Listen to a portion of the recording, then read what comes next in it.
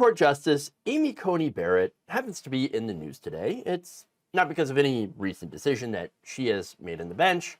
It really doesn't have anything to do with her personally. So why is she in the news? Well, it's because of her religious affiliation to a group called the People of Praise.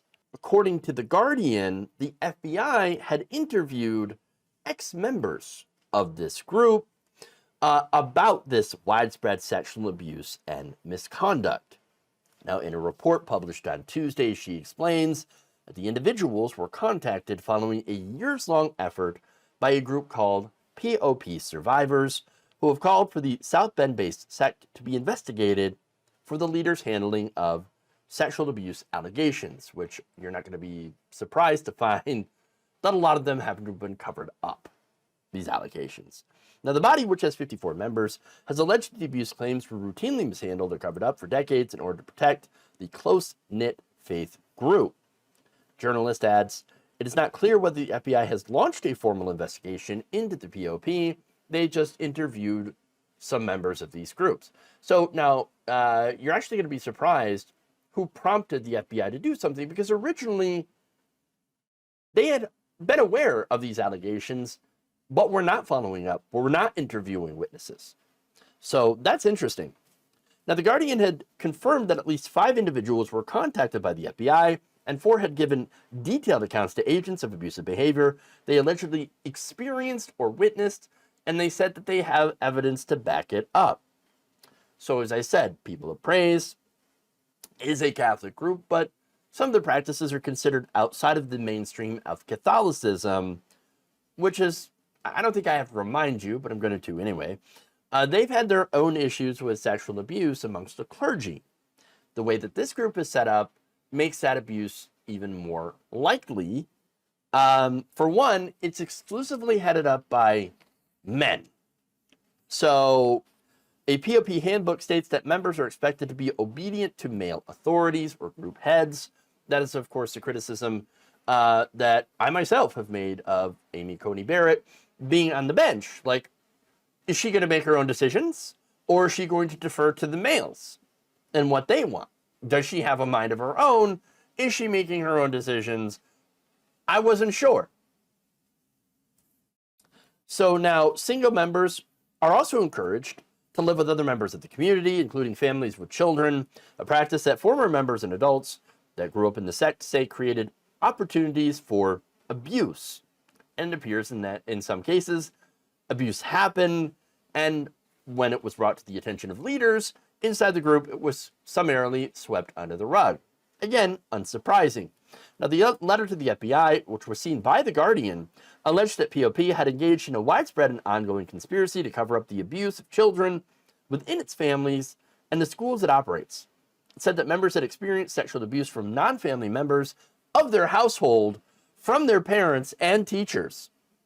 The letter also alleged the POP's alleged culture of secrecy in any matter that would embarrass the group had contributed to alleged cover-ups, which included transferring offenders to other cities and other homes, including homes with children. There's an example that was cited of a woman who was abused for 13 years, starting from the age of 3. So this is not just abuse, this is straight up pedophilia by a male member. When she came forward, they ended up moving him out of their home, but he was still allowed to be a member of the community and was even at one point allowed to be transferred to a home with a 6-year-old child, someone who had abused a child for 13 years and was then allowed to go to a home where there was another child that he could abuse. When her mother talked to leaders of the community about the abuse, she was told that it was best not to press charges, and so that's what happened. They did not go to the police. They did not press charges. That's it. Here we have actual pedophiles that were protected by this religious group. The woman said on her mother, quote, they were a big influence on her. And so this essentially goes unpunished in this community. Now, the letter, as I mentioned, said that members of the group were prepared to offer sworn testimony, documents, photographs, and our collective expertise. So, look, if you've got documents and photographs and things that corroborate this abuse, that's big. You're bringing the receipts. And yet, the feds, when they first brought it to federal authorities, they were like, eh. So wait a minute. I don't quite understand. FBI, what are you doing? There's no active investigation, as far as we know. I mean, maybe there is, and they're just being quiet about it. I would hope that that's what's happening, as to not give away that there's an investigation. And if that happens to be the case, okay, great, understandable. But as far as we know right now, it took them a long time to even acknowledge this. This group has been pushing for years. You know what it took? It took them reaching out to Senator Ron Wyden, a Democrat, okay? And he ended up pushing the FBI and saying, you got to listen to these people and their stories. These are some, very harrowing. If they're true, I mean, at least hear them out. Hear them out. And Wyden's office says, look, we're not pressing them to go one way or the other, right? We just want them to listen to their stories. These are alleged survivors of some pretty horrific circumstances. Just listen to their story. And, if there's enough there to do an investigation, well, then do what you have to do. So it took a Democrat to do that, to get the FBI to even listen. So, I mean, it's a good question into why it took so long. And another good question that I personally have, and I'm not trying to make it political or anything like that, but where are the conservatives? We're the ones who claim to be so worried about groomers and pedophiles. Are they not here lending support to the alleged victims? Or at least hearing them out? Or clamoring for them to be heard? I think I know why, and maybe I'm wrong. Maybe I'm being unfair. But I see this, first, it's a religious sect. Number one, number two, male-dominated. Something the members of the far right really like. Oh, yeah, it's ran by men? Hell yes. They're also anti-LGBTQ. By the way, members of the far right say that it's the LGBTQ community that are the actual pedophiles and groomers. Oh, yes. And another reason, of course, that I think that they're silent is they happen to have a member on the Supreme Court. Might look pretty bad if they turn their attention to the real predators instead of LGBTQ people. Again, we're talking about people who defended Josh Duggar.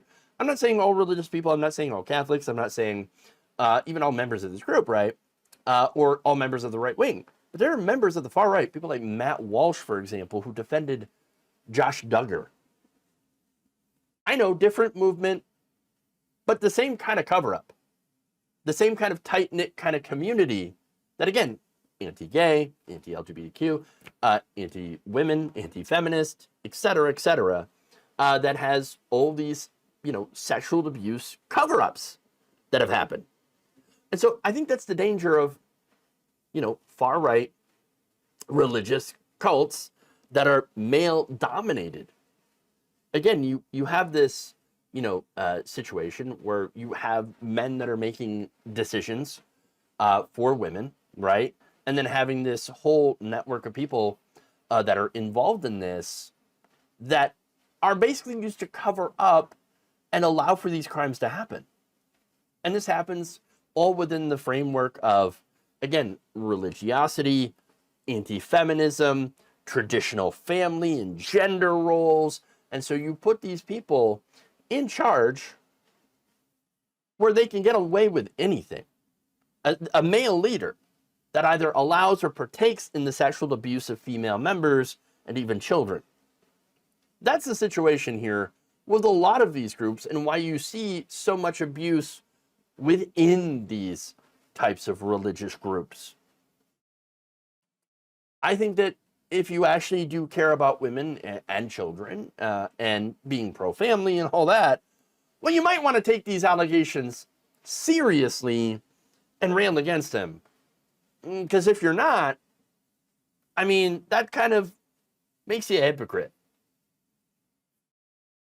Just asking to take these abuse survivors seriously.